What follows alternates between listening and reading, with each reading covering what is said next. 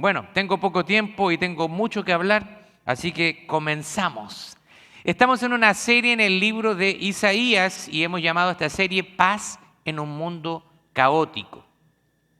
Y he titulado este sermón Cuando Dios sacude la tierra, juicio, soberanía y esperanza. En este día tengo un gran desafío porque vamos a estar abarcando varios capítulos, Isaías capítulo 13, Isaías 24 al 27. Estamos hablando de 5 capítulos. Por supuesto que no voy a poder profundizar en cada uno de ellos, pero quiero hacer una perspectiva de cada uno de ellos, como le llaman en inglés un survey, como dar un pequeño resumen de cada uno de ellos. Así que, pero quiero darle un poquito de contexto primero. Vamos a hablar del Dios que gobierna la historia. Usted ha escuchado una frase que dice, Dios es bueno todo el tiempo. Y todo el tiempo, Dios es bueno. Eso suena bonito. Vamos a hacerlo una vez más. Dios es bueno y todo el tiempo. Y los que hablan inglés también, vamos a hacerlo en inglés. God is good and all the time. Estamos en una iglesia bilingüe. Muy bien, muy bien. Bueno, siempre nosotros hablamos de uno de los atributos de Dios, que es su bondad. Dios es bueno. De eso no hay duda. De hecho, Juan 3:16 dice, porque de tal manera amó Dios al mundo, que ha dado a su Hijo unigénito para que todo aquel que en Él cree no se pierda, mas tenga vida eterna. Así que Dios es amor. Pero déjeme decirle que ese no es su único atributo. Dios tiene mucho más atributos. Eso no es todo de Dios. Y como hemos mencionado anteriormente, el profeta Isaías ministró aproximadamente entre los años 740 y 700 antes de Cristo. Y nosotros podemos ver que en el libro de Isaías se muestra muchos de los atributos de Dios. Su amor, su misericordia, pero también su justicia y su soberanía. Así que en este día vamos a estar hablando de esos atributos de Dios. Que Dios es amor, pero también es soberano y también es justo. Bueno, sabemos que Isaías reinó a través de varios reyes. En el Isaías capítulo 1 los menciona Usías, Jotam, Acaz y Ezequías, reyes de Judá. Y fue en tiempo de mucha inestabilidad política, de amenazas militares, especialmente del imperio asirio. ¿Se acuerda que hablamos la semana pasada? Y también un tiempo de mucha decadencia espiritual. Así que en ese contexto Dios levanta a Isaías para hablarle a Judá, pero también en última instancia Dios utiliza a Isaías no solamente para hablar al reino de Judá, sino también para hablar a todas las naciones. Así que el día de hoy vamos a hacer lo que es una síntesis de los capítulos 13 y también del 24 al 27. Vamos a ir al capítulo 13, vamos a dar un poquito de contexto. En el capítulo 13, Isaías anuncia el juicio contra Babilonia. Hemos nombrado varios imperios. Hemos nombrado el imperio asirio y ahora mencionamos al imperio babilónico. Isaías presenta una profecía contra Babilonia y aunque el contexto histórico es más complejo de lo que podría parecer a simple vista, cuando Isaías pronuncia estas palabras, Babilonia ni siquiera era en ese momento una potencia mundial. Así que Dios está adelantando la historia y hablando una profecía para la caída de Babilonia, aun cuando es en el momento en que Isaías profetiza, Babilonia aún no se había levantado. De hecho, Babilonia era una provincia del imperio asirio y el imperio neobabilónico no surgió hasta aproximadamente un siglo después. Así que vemos que el lenguaje acá se torna un poquito apocalíptico en los siguientes versículos y se anuncia lo que se llama el día de Jehová. Usted va a ver que en la Biblia muchas veces se menciona el día de Jehová. Y el día de Jehová es cuando la justicia de Dios tiene cumplimiento, cuando Dios aplica su justicia sobre la humanidad. Así que acá se menciona como una desolación total, causando debilidad universal, terror y dolor comparable, como menciona el texto, a una mujer con dolores de parto. Yo no soy mujer, no sé lo que significará eso, pero por lo que he oído de mi esposa y de las mujeres que van a dar a luz, un parto es algo muy doloroso.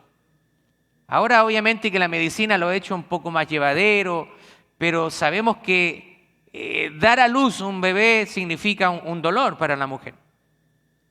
Ahora, las estrellas, dice ahí y la luna pierden su luz. Está hablando de acontecimientos visibles y cósmicos. Dice que el sol se oscurece mientras Dios castiga al mundo por su maldad y abate la arrogancia de los soberbios. Hoy en día nosotros podemos ver y preguntarnos dónde está Dios en la historia. ¿Por qué pasan sucesos, acontecimientos y pareciera que Dios está ajeno de todo eso? Pero déjeme decirle que Dios en su soberanía está presente en cada uno de los acontecimientos que pasan en la tierra. Y Él en su soberanía ha permitido que muchas cosas ocurran. Ha dejado al mundo que tenga una consecuencia natural del pecado. Por eso que muchas veces vemos que en el mundo hay pecado y nos preguntamos por qué. Cuando mueren niños inocentes decimos ¿por qué? Y tratamos de culpar a Dios. Pero recuerde que Dios le ha dado al hombre la capacidad de tomar decisiones. Dios no quiere que hayan muertes, no quiere que hayan suicidios, violaciones, destrucciones ni guerra, pero el hombre y sus decisiones lo lleva a eso. Dios simplemente deja que el hombre coseche las consecuencias de sus decisiones, pero llegará el tiempo donde Dios aplicará un juicio sobre toda la tierra. Así que estas profecías, viendo un poquito el contexto del capítulo 13, se produce a principios del reinado del rey Ezequías, cuando las naciones de Asia Occidental mostraban un tinte amenazador en contra de Judá, y Isaías predijo la destrucción de Babilonia, lo que tuvo lugar en el año 539 a.C. O sea, predijo esto con aproximadamente 174 años de anticipación. Por eso nosotros vemos que la profecía bíblica es tan precisa, porque Dios no se equivoca. La única profecía que se cumple al pie de la letra es la profecía que viene de parte de Dios. Ahora, sin embargo, la profecía trasciende un acontecimiento histórico específico. Y aunque se refiere aquí específicamente a Babilonia, la intención parece ser un castigo universal. Así que Isaías está hablando de una profecía que tiene un doble cumplimiento, una doble aplicación. Está hablando de un juicio para las personas contemporáneas de él, pero también está dando una profecía hacia el futuro. Así que en el contexto de este capítulo se coloca la destrucción de Babilonia dentro del propósito y tiempo del día de Jehová, o sea, del juicio donde Dios trae juicio y castigo a las naciones. Y esto también es una referencia a lo que nosotros conocemos como la gran tribulación. ¿Usted ha escuchado la gran tribulación? Son días como nunca van a ver en la tierra. Ahora nosotros creemos, los que hemos confiado en Jesucristo como nuestro Señor y Salvador, que no vamos a vivir durante ese tiempo, o por lo menos viviremos parte de ese tiempo, pero en algún momento, antes de que caiga el juicio sobre la tierra, el pueblo de Dios va a ser arrebatado. Vamos a ser llevados al cielo. Hablábamos esta semana del universalismo. ¿Usted ha escuchado del universalismo? El universalismo dice, todos somos hijos de Dios. Usted le pregunta, usted dijo, no, todos somos hijos de Dios. Eso suena bonito, pero es mentira. Porque usted puede creer en Dios, puede ser un creyente, pero no un discípulo. Mucha gente cree en Dios, De hecho, los mismos demonios dicen que creen y tiemblan. Así que el diablo y los demonios creen en Dios, pero no significa que sean salvados. No tienen salvación, tienen condenación. Por eso es que nosotros tenemos que distinguir entre aquellos que dicen creer en Dios, pero llevan una vida totalmente desagradable y apartada delante de Dios, y otro grupo que es el pueblo de Dios, como cantábamos, que es un pueblo lavado y redimido por la sangre de Cristo y que vive en santidad, que se aparta del pecado.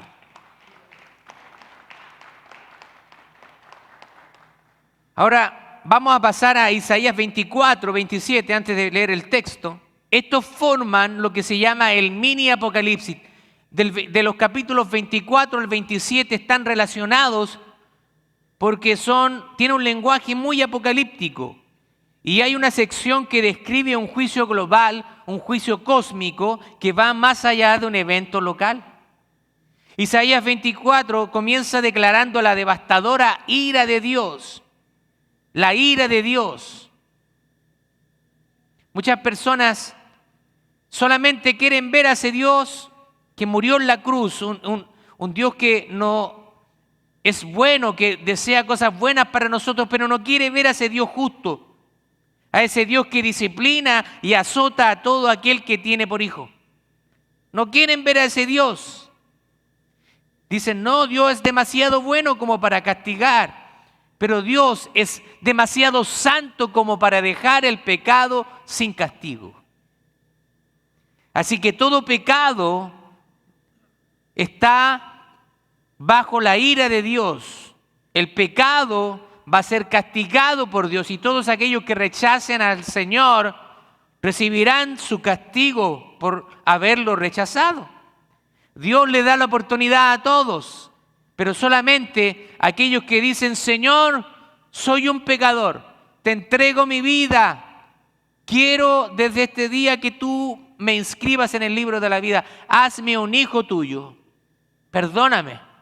Aquellos que hacen esa oración de todo corazón son sellados con el Espíritu Santo.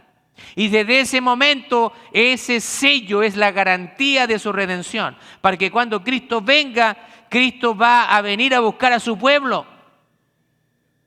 En la gran tribulación, cuando Cristo venga en las nubes a buscar a su pueblo, solamente los que tengamos el sello vamos a subir y a encontrarnos con Él en las nubes. Usted puede creer en Dios, pero si usted no ha hecho una decisión por Cristo, usted se va a quedar acá. Y usted va a vivir lo que se llama el periodo de la tribulación, de la gran tribulación. En Isaías 25, Dios promete protección y celebración para su pueblo, porque aún cuando viene el juicio de Dios, siempre Dios tiene un remanente. En Isaías 26 contiene un himno de confianza, pero también un lamento comunitario donde la nación describe su angustia bajo el dominio de otros gobernantes. Y paralelamente la respuesta exhorta al pueblo a esperar hasta que pase la ira de Dios, porque pronto juzgará a sus enemigos. Yo creo que muchas veces Judá no entendía. Nosotros somos el pueblo de Dios, somos escogidos, pero ahora Dios utiliza a otras naciones para castigarnos. Porque cuando Babilonia vino a atacar a Judá, se llevaron muchos cautivos, se llevaban a las mujeres. Era un desastre, había destrucción, ellos destruyeron la ciudad, destruyeron las murallas de Jerusalén, destruyeron también el templo. Se llevaban a los jóvenes y los adoctrinaban en el nuevo imperio de Babilonia. Ahí vemos a Daniel, que estuvo ahí en ese tiempo trabajando para el rey. Les enseñaban el idioma y les enseñaban las costumbres. Pero usted imagínese ese escenario cuando Babilonia atacó y sitió Jerusalén, destruían, mataban, se violaban a las mujeres, mataban niños. Hay una destrucción. Entonces ellos se preguntaban, ¿por qué, Señor, si nosotros somos tu pueblo? ¿Por qué estamos pasando esto? Pero ellos se olvidaban del pacto levítico. Porque Dios le decía, si ustedes me obedecen, todas estas bendiciones van a venir sobre ustedes. Pero si ustedes me desobedecen, ahí hablamos de las bendiciones y las consecuencias de la desobediencia. Si ustedes me desobedecen, todo esto les va a acontecer. Yo usaré a otros pueblos para llevarlos cautivos y destrucción. Así que ellos no podían clamar ignorancia, ellos conocían las Escrituras. Y muchas veces eso nos pasa a nosotros. ¿Por qué estoy viviendo esto, Señor? ¿Por qué me está pasando esto? Y usted analícese. ¿Está viviendo su vida en santidad, en obediencia al Señor? ¿Está actuando bajo los principios de la palabra de Dios? Señor, ¿por qué nunca puedo salir de este hoyo de finanzas? ¿Está usted viviendo conforme a la palabra de Dios? ¿Está usted apartando lo que le corresponde al Señor? ¿Está siendo usted honesto en este tiempo de declaración de impuestos? Eso es algo que yo se lo dejo para que usted piense. Queremos bendición, pero actuamos como gente del mundo. Nosotros somos el pueblo de Dios, como cantaba nuestros hermanos. Un pueblo lavado y redimido por su sangre. Un pueblo que debe vivir diferente, con los principios de la palabra de Dios y no según los principios de este mundo. No te vendas por un par de dólares más en tu declaración de impuestos. Porque no hay nada oculto que no haya de ser manifiesto y no hay nada que Dios pase por alto. Los capítulos 26 al 27 están enfatizando la opresión que experimentaba la nación causada por la invasión del rey Senaquerib a Judá. Y este fue un poderoso rey del imperio neo-asirio, famoso en la Biblia por invadir Judá y sitiar Jerusalén durante el reinado de Ezequías, justo antes del 700 a.C. Así que algunos en la nación estaban siendo expulsados de sus hogares y era necesario eliminar los ídolos paganos. Ahora, sin embargo, la audiencia de Isaías debía aceptar el castigo, pero también debía confiar en el plan soberano de Dios. Ahora, ¿cómo se relacionan estos pasajes?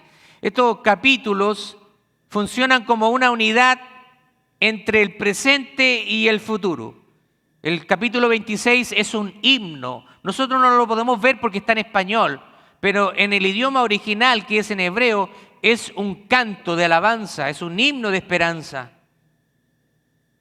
El canto de la viña, porque viene el día en que Jacob echará raíces. Eso es lo que promete. Ahora, el clímax de esto es Jehová está reinando en el monte de Sión y delante de los ancianos estará su gloria. Vemos a Dios gobernante. Así que lo que vamos a ver hoy día, estos capítulos nos revelan tres cosas. Primero, la soberanía y la severidad del juicio de Dios. El juicio de Dios es severo. Segundo, la soberanía de Dios. Y tercero, la esperanza gloriosa para el pueblo de Dios. En medio del juicio, el pueblo de Dios tiene esperanza. En medio de la destrucción, el pueblo de Dios tiene esperanza. Vamos al punto número 1, dice, el día del Señor, un juicio real y universal. Vamos a leer capítulo 13, versos 9 al 11. Dice, he aquí, el día de Jehová viene terrible y de indignación y ardor y de ira para convertir la tierra en soledad y raer de ella a sus pecadores. ¿Se da cuenta el lenguaje fuerte? Por lo cual las estrellas de los cielos y los luceros no darán su luz y el sol se oscurecerá al nacer y la luna no dará su esplendor. Y castigaré al mundo por su maldad y a los impíos por su iniquidad y haré que cese la arrogancia de los soberbios y abatiré la altivez de los fuertes. Esto me hace pensar en las palabras que Jesús pronuncia en Mateo capítulo 24 cuando habla de los últimos tiempos. Isaías 24:1 dice, y he aquí que Jehová vacía la tierra y la desnuda y trastorna su faz y hace esparcir sus moradores. Versículos 5 y 6 del mismo 24. Y la tierra se contaminó bajo sus moradores porque traspasaron las leyes, falsearon el derecho, quebrantaron el pacto sempiterno. Por esta causa, la maldición consumió la tierra y sus moradores fueron asolados. Por esta causa, fueron consumidos los habitantes de la tierra y disminuyeron los hombres. Podríamos seguir leyendo. El 24, 19 al 20 dice: será quebrantada del todo la tierra, enteramente desmenuzada será la tierra, en gran manera la tierra será conmovida. Se da cuenta que la profecía de Isaías está abarcando a nivel global. Temblará la tierra como un ebrio y se removerá como una choza y se agravará sobre ella su pecado y caerá y nunca más se levantará. Está hablando de todo lo que va a acontecer en el día de Jehová. Así que Isaías está describiendo varias cosas. Está describiendo que la tierra será vaciada. Va a haber destrucción, va a haber muerte. El mundo contaminado por el pecado, un tiempo donde hay contaminación, donde a lo bueno se le llama malo y a lo malo se le llama bueno.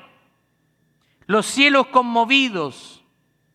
Van a haber señales en el cielo y la humanidad va a estar temblando. Pero cuando eso suceda, el pueblo de Dios puede tener esperanza. Así que nosotros vemos que en Isaías 13, Babilonia es el instrumento del orgullo humano organizado contra Dios. Pero en Isaías 24, el juicio ya no es solo contra una nación, es contra toda la tierra. ¿Se da cuenta? Así que esto conecta claramente de juicio cósmico, el juicio cósmico que nos habla Jesús en los evangelios. Y estas descripciones también se pueden comparar con las descripciones que utilizan en el Apocalipsis. De hecho, hay mucho lenguaje apocalíptico en el libro de Isaías. En el capítulo 17 al 18, Babilonia simboliza el sistema mundial rebelde contra Dios, el sistema político, el sistema económico y religioso.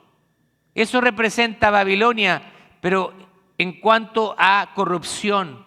También simboliza que es juzgada súbitamente, va a ser juzgada Babilonia.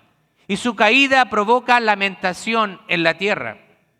Así que la gran tribulación no es un accidente histórico, no es que esté fuera del alcance de Dios. De hecho, Dios en su soberanía ha determinado todo lo que va a acontecer.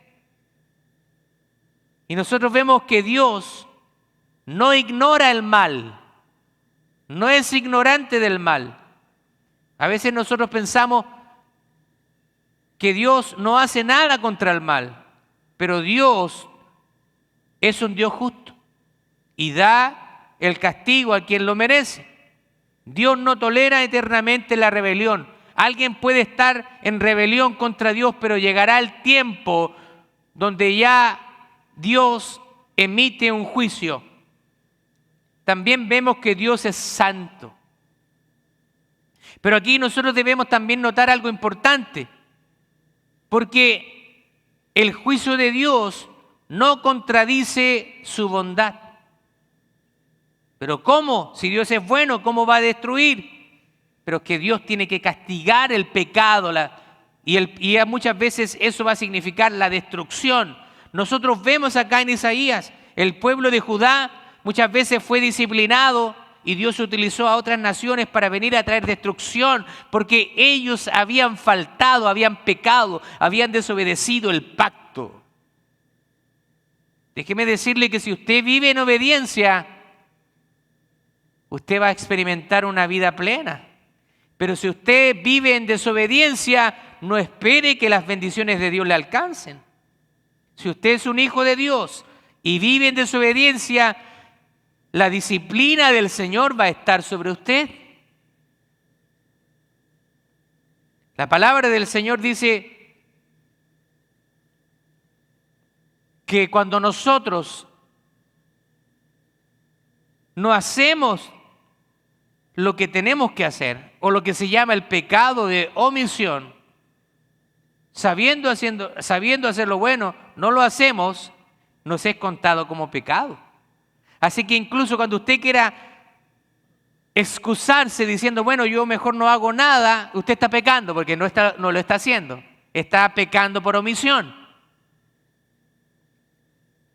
Dios es un Dios que no juzga el mal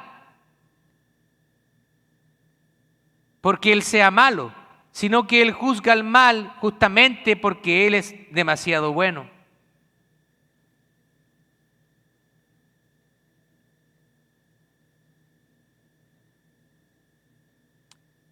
La soberanía de Dios sobre las naciones y la historia. Vamos al segundo punto. Así que Isaías 13 demuestra que Dios mismo levanta a los medos contra Babilonia y Dios no solo juzga, sino que Él gobierna los instrumentos de juicio. Usted no sé si es familiar con la historia de Israel cuando estaba en la esclavitud, pero dice que cuando Dios manda a Moisés a hablar con Faraón y le dice, deja ir a mi pueblo. Y cuando Dios le manda a Moisés, le dice, anda a hablar con Faraón para que deje ir a mi pueblo, pero él va a endurecer su corazón. Yo voy a endurecer su corazón y no los va a dejar ir. Y usted dice, ¿pero cómo? Bueno, Dios le está pidiendo a Moisés que vaya, que le diga a Faraón, libera a mi pueblo, pero por otra parte le está diciendo, pero yo le voy a endurecer su corazón y no los va a dejar ir. Parece contradictorio. Pero Dios tiene todo orquestado para mostrar su gloria a Egipto y decir, no hay ninguna nación poderosa que no pueda caer por su soberbia. Así que Dios tenía que mostrarle al faraón quién era el verdadero Dios, porque para los egipcios Faraón era el Dios en vida, era el soberano para ellos. Para ellos, Faraón era un Dios. De hecho, cuando Faraón se presentaba ante el pueblo, todos tenían que arrodillarse, mostrar reverencia, porque él era la representación de Dios en la tierra. Y Dios manda a Moisés para decirle, tú eres un simple hombre y yo te lo voy a demostrar trayendo juicio sobre Egipto a través de diferentes plagas. Así que el Señor es quien gobierna los instrumentos. Así que vemos nosotros en Isaías 24 que Dios castigará al ejército de los cielos y a los reyes de la tierra. Y nada escapa de su autoridad. Y eso significa que Asiria no gobernaba por casualidad. Él le permitió gobernar con un propósito, pero también el Señor tiene su tiempo. Hasta aquí llegaste a Asiria. Babilonia no cayó por accidente, Dios utilizó a Babilonia, pero también el Señor le dice, hasta aquí llegaste Babilonia. ¿Y usted se acuerda del rey Nabucodonosor, rey de Babilonia, lo que pasó con él? Cuando él estaba ahí soberbiamente, mire todo lo que he ganado, mire todo lo que he hecho, soy un tremendo rey, miren la grandeza de mi reino. Y entonces el Señor trae juicio sobre él y el rey después andaba como un animalito, andaba como un therian. Se ríen por ahí. Porque esto no es algo nuevo. Algunos dicen, no, es bíblico. Ahí el rey de Babilonia andaba como un therian, un therian. ¿Usted ha visto esa locura que andan ahora por ahí? Vi a uno que se creía perrito y le tiraron comida. Y la gente le tiró comida. Bueno, no te creís perro, toma, aquí tenéis comida. Y el therian hizo todo lo contrario de lo que hacen los perros. Porque los perritos le tiran a usted comida y se la comen. ¿Y qué hizo él? La tiró, se la devolvió, no quiero comida. El Señor tenga misericordia de estos jóvenes. Amén. Y que puedan encontrar su identidad en Jesucristo, el Hijo de Dios.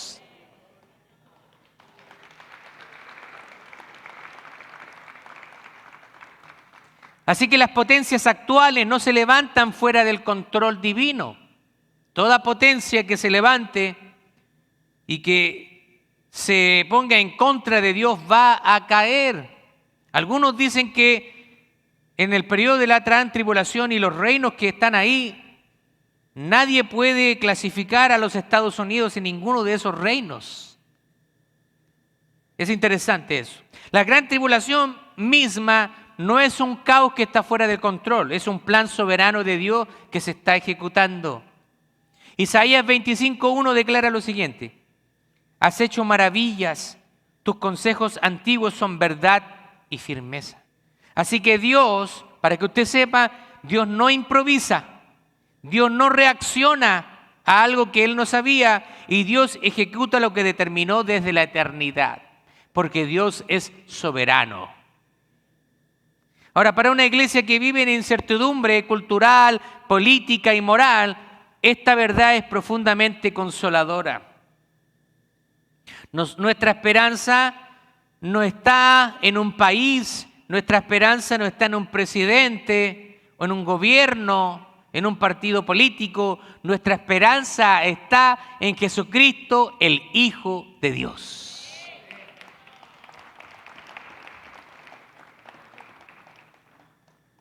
Vamos a pasar al tercer punto: la bondad de Dios, el juicio para purificar, para redimir y para restaurar. Así que aquí está el equilibrio de estos pasajes. En medio del juicio, Isaías introduce cánticos de adoración. El 25, Isaías 25, 6 al 9 dice: Jehová de los ejércitos hará en este monte a todos los pueblos banquete de manjares suculentos, banquetes de vinos refinados, de gruesos tuétanos y de vinos purificados. Y destruirá en este monte la cubierta con que están cubiertos todos los pueblos y el velo que envuelve a todas las naciones. Destruirá la muerte para siempre y enjugará Jehová el Señor, mire, toda lágrima de todos los rostros, y quitará la afrenta de su pueblo de toda la tierra, porque Jehová lo ha dicho. Dice: y se dirán aquel día: he aquí, este es nuestro Dios, le hemos esperado y nos salvará. Este es Jehová a quien hemos esperado, nos gozaremos y nos alegraremos en su salvación. Gloria a Dios. Den un aplauso a la palabra del Señor. Imagínense cuando estemos en las bodas del Cordero, cuando estemos sentados a la mesa para cenar con el Señor. ¿Qué habrá ahí? ¿Qué habrá ahí? Vamos a estar imagínense un cuerpo glorificado, porque Jesucristo ascendió en un cuerpo glorificado. Yo no sé cómo va a ser, pero Él ascendió en carne y hueso. Y nosotros también, porque dice que los muertos en Cristo resucitarán primero. Y luego nosotros los que vivimos seremos arrebatados para recibir al Señor en los cielos. O sea, se van a abrir los sepulcros. Va a haber una resurrección masiva cuando venga Cristo. Ahora, algunos se preguntan: ¿pero qué va a pasar con aquellos cristianos que murieron quemados? Bueno, el Dios que creó todo el universo también tiene el poder para reunir cada partícula, cada átomo de esa persona que está distribuida ahí en algún lugar. Porque recuerde que la ley de la termodinámica, la primera ley, dice que la materia no se crea ni se destruye, solo se transforma. Así que aunque alguien haya desaparecido, lo hayan quemado y sus cenizas se hayan esparcido, Dios tiene el poder para juntar todas esas cenizas y ahora hacer un cuerpo glorificado. Gloria a Dios. Así que yo no me imagino cuando estemos a la mesa con el Señor, un banquete ahí, yo no sé qué va a haber, hermano. Quizás van a haber unos tacos ahí, al estilo Familia Morales. Oh, qué rico. O unos chiles asados ahí por ahí, no sé. Un arroz con grandules. Un pernil. Un pollito a la brasa ahí de Perú. Oh, ya no les voy a hablar más de comida, les está dando hambre. Pero vamos a estar ahí con el Señor en una celebración. Eso tiene que llenarnos de ánimo. Vamos a estar para siempre con el Señor. Ya no habrá más llanto, más dolor. Y si alguna de sus familiares se ha muerto en Cristo, usted los va a volver a ver. Imagínese estar con Jesús y poder abrazar a Jesús. Poder preguntarle muchas preguntas que usted tiene, pero quizás, como ya vamos a ser perfectos, no le vamos a llenar de preguntas al Señor. Lo único que vamos a hacer es disfrutar ese momento. Y usted va a ver ahí quizá a alguien que se le adelantó de su familia, a su madre, a su padre, a su hijo que se fue, aquel bebé que usted perdió. Usted los va a ver. Vamos a estar ahí donde no hay sufrimiento, donde va a haber un cuerpo perfecto. Aquí quizá en la tierra uno pasa penuria, se enferma, el cuerpo se duele, nos vamos envejeciendo. Pero allá en el cielo tendremos un cuerpo perfecto, donde no habrá más dolor, sino una paz que no podremos imaginar. Dice Isaías 27:6, días vendrán cuando Jacob echará raíces, florecerá y echará renuevos Israel, y la faz del mundo llenará de fruto. Está hablando de esperanza. En Isaías 25 nosotros vemos un banquete glorioso, la destrucción de la muerte y Dios enjugando toda lágrima. Porque muchas veces los cristianos, ¿sabe qué? Nosotros sufrimos aquí en la tierra. Nadie nos ha prometido tener una vida perfecta. Eso es un falso evangelio. Pero Dios nos ha prometido estar con nosotros todos los días. Mire lo que dice Apocalipsis 21:4. Ya usted va a ver cómo se conecta el lenguaje de Isaías con el libro de Apocalipsis. Dice, versículo 4, enjugará Dios toda lágrima de los ojos de ellos, y ya no habrá muerte, ni habrá más llanto, ni clamor, ni dolor, porque las primeras cosas pasaron. ¿Sabe qué? Si usted está buscando aquí la felicidad en la tierra, déjeme decirle que la felicidad es efímera. Muchas veces la experimentamos por momentos, pero luego se va rápidamente. Así somos los seres humanos. Nos alegran cosas efímeras. Apple está anunciando el iPhone 18. Y usted, ¡oh! El iPhone 18. Yo soy el primero que tengo que tener este teléfono. Entonces usted va como aquello, a hacer la línea ahí, duerme la noche, lleva su carpita, y usted va con el iPhone 18. ¡Oh! Y está contento por un aparato electrónico. Usted está contento con el celular y se lo lleva y lo usa, y después ya va pasando el tiempo y ese entusiasmo se va apagando, porque nosotros somos así. Después le lanzan el iPhone 19 y ahí usted, ya me quedé atrás. Se da cuenta que la felicidad es efímera, viene y va. Así que nosotros no podemos basar nuestra felicidad en las cosas de este mundo, en las cosas terrenales. Nuestra felicidad tiene que estar en nuestra relación con Jesucristo, el único y verdadero Dios.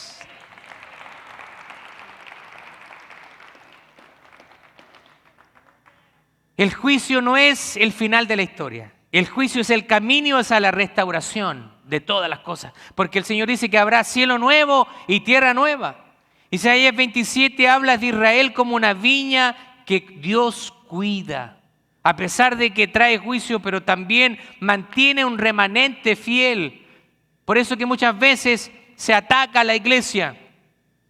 Se ataca a la iglesia cristiana, pero hay un remanente, usted manténgase fiel. Lamentablemente siempre van a haber cristianos que nos dejan mal. Así como también hispanos que nos dejan mal en este país. Seamos honestos. A veces cuando los hispanos hacen cosas malas, y los gringos empiezan a decir cosas, trágame tierra, digo. ¿Por qué? No todos somos así.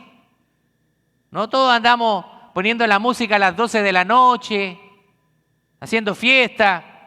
No todos andamos manejando nuestro carro con 150 decibeles para que toda la ciudad de Scranton nos escuche. No todos somos así. No todos somos así. Así que Dios siempre tiene un remanente y en la iglesia también tiene un remanente. Mucha gente trata de tomar lo malo y traerlo contra nosotros. También como pastor. Hay muchos pastores que no tienen un buen testimonio y por esas personas muchas veces las personas les cuesta creer en nosotros los pastores. Pero habemos pastores que no somos perfectos, pero estamos tratando de servir al Señor lo mejor posible. Y hay muchos pastores que yo conozco que también están haciendo lo mismo, están tratando de servir al Señor lo mejor posible. Así que en medio del castigo Dios protege un remanente, en medio de la tribulación Dios preserva a su pueblo. Así que ¿cómo se relaciona todo esto con el juicio universal, con la gran tribulación? Hay un juicio universal, el castigo de los poderes espirituales y terrenales, hay destrucción del sistema rebelde y hay un establecimiento visible del reinado de Dios. A los que creemos en la escatología dispensacionalista, creemos que Dios va a establecer un reinado en la tierra.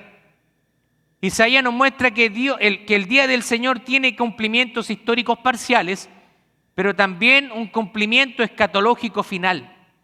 Así que nosotros vemos aquí una aplicación clara. Hay juicio, pero el juicio trae purificación y el purificación trae el establecimiento del reino y el establecimiento del reino trae gozo eterno.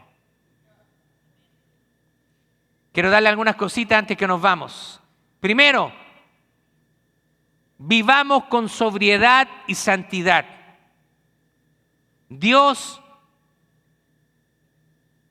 Si Dios es capaz de juzgar el juicio, el pecado a nivel global, ¿cómo usted cree que Él no va a juzgar el pecado individual?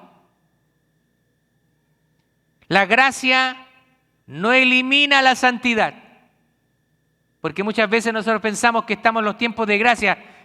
Bueno, entonces ahora, como estamos en los tiempos de gracia y ya soy salvo, ahora yo puedo ir a hacer lo que quiera, total, ya soy salvo. Un verdadero hijo de Dios jamás piensa así. La esperanza futura nos llama a una fidelidad presente. Tenemos esperanza, Cristo viene por nosotros, por lo tanto tenemos que ser fieles ahora en el presente. No juguemos con lo que Dios va a destruir. Cristianos, no jueguen con fuego. Lo que es pecado es pecado. No trate de adornarlo. A veces siempre los jóvenes me venían a hacer preguntas y yo sé por qué me las venían a hacer, pastor. Porque siempre hay una doble intención. Pastor, ¿se puede escuchar música secular? Y ellos quieren que uno les dé apertura total. Sí y no. Hay música secular que es bonita, música romántica. Yo no creo que tú le dediques, ¿cierto?, a tu esposa un pasaje del Apocalipsis. No creo. Bueno, quizá alguno por la bestia, pero ya ese otro cuento. Pero yo creo que cuando tú le dedicas algo a tu esposa, le vas a dedicar una canción romántica, es bonito. Dios nos ha regalado la música. Pero cuando tú pasas a ser un cristiano maduro, tú vas a pesar las cosas.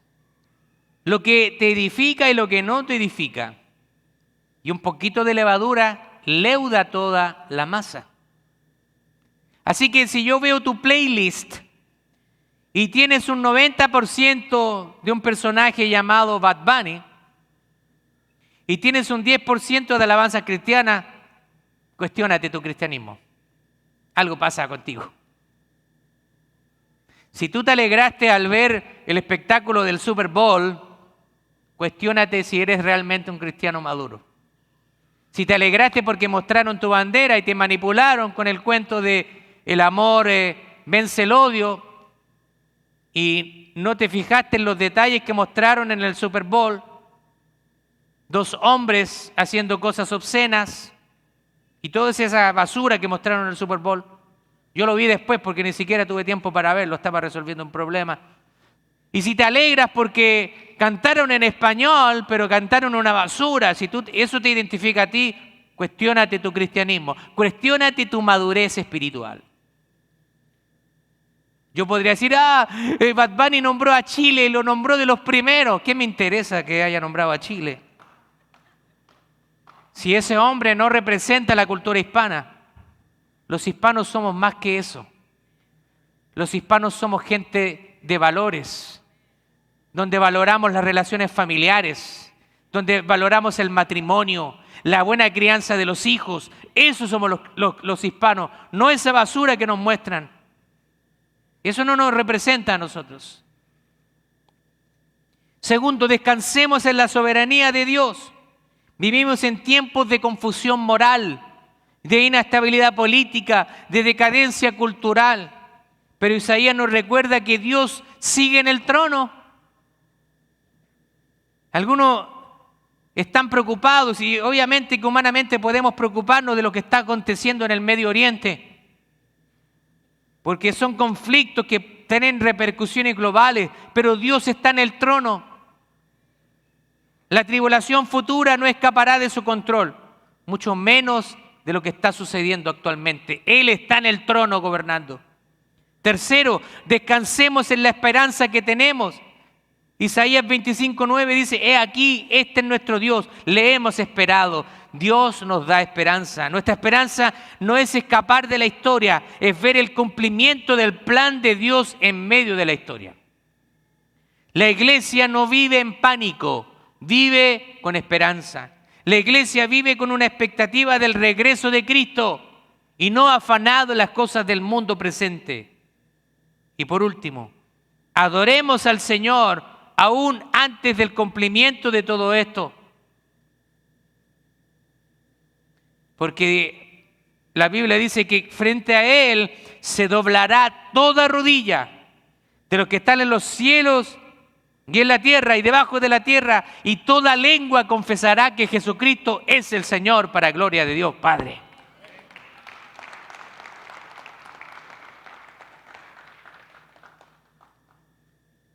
En el trono de Dios, tu poder aquí en la tierra, ya seas el presidente de cualquier país, ya seas el multimillonario que sea, frente al trono de Dios, todas esas cosas no van a tener ningún valor.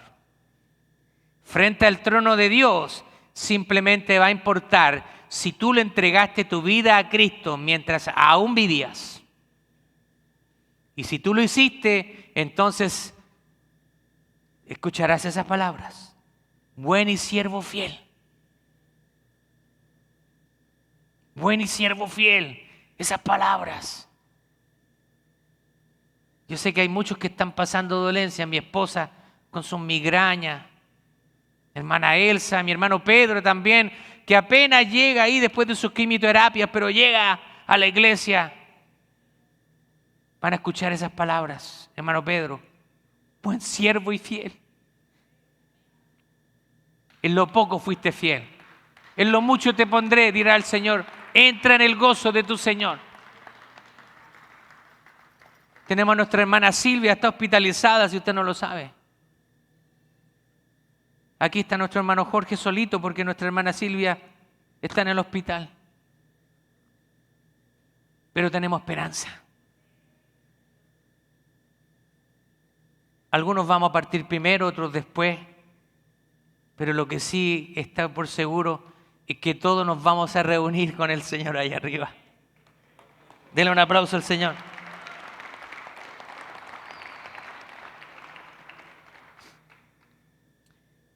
En la iglesia primitiva, cuando Dios permite la persecución, hubieron muchos cristianos. Y la historia que ha sido recopilada, muchos de esos cristianos murieron de maneras horribles. Algunos murieron lanzados al circo romano y destrozados por las bestias. Otros fueron quemados, torturados. Quizás nosotros no estamos viviendo ese tipo de pruebas, pero cualquier sea la prueba que usted esté viviendo, déjeme decirle que nada de lo que nosotros vivamos en el presente se compara con la gloria venidera que nosotros en los hijos de Dios se ha de manifestar.